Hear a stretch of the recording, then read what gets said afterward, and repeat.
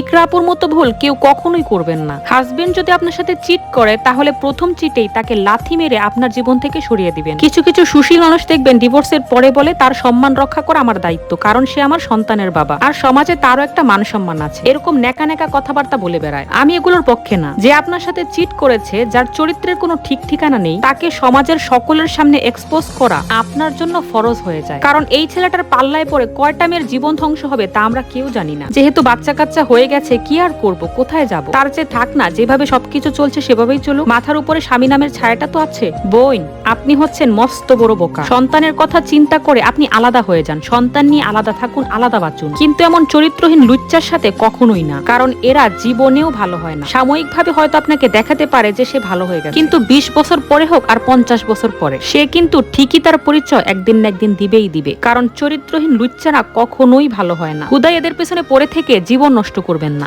বয়স থাকতে থাকতে আলাদা হয়ে যান, কারণ এখন আপনার শরীরে শক্তি আছে, পরিশ্রম করার মতো ক্ষমতা আছে। আপনি চাইলেই কর্ম করে খেতে পারবেন, কিন্তু যখন শরীরে শক্তি থাকবে না কিংবা জীবনের সমস্ত সুযোগ হাতছাড়া হয়ে যাবে, তখন এসব লুচ্চা স্বামী আর তিতিদের মতো রক্ষিতাদের নষ্টামি দেখতে দেখতে চোখের পানি ফেলতে ফেলতে জিন্দা লাশ হয়ে বেঁচে থাকতে হবে। যাদের স্বামী অল্প বয়সে রোগবালাই কিংবা অ্যাক্সিডেন্টে মারা যায়, তারা কি সন্তান নিয়ে বেঁচে থাকে না? আর যদি মনে করেন যে সন্তানদেরকে নিয়ে এই চরিত্রহীন লুচ্চার সাথে জীবনটা পার করে দিব, সেটাও ভুল। কারণ সন্তানরা বাবা মায়ের টক্সিক রিলেশন দেখে দেখে বড় হবে, বিকারগ্রস্ত হয়ে বড় হবে। একটা সময় পরে গিয়ে তাদের মধ্যেও বাবার লক্ষণগুলো প্রকাশ পাবে। তখন মনে হবে না পেলাম স্বামী সুখ, না পেলাম সন্তানের সুখ, জীবনটাই মনে হবে বৃথা। প্রস্তুত আছেন তো সেই সময়টার জন্য?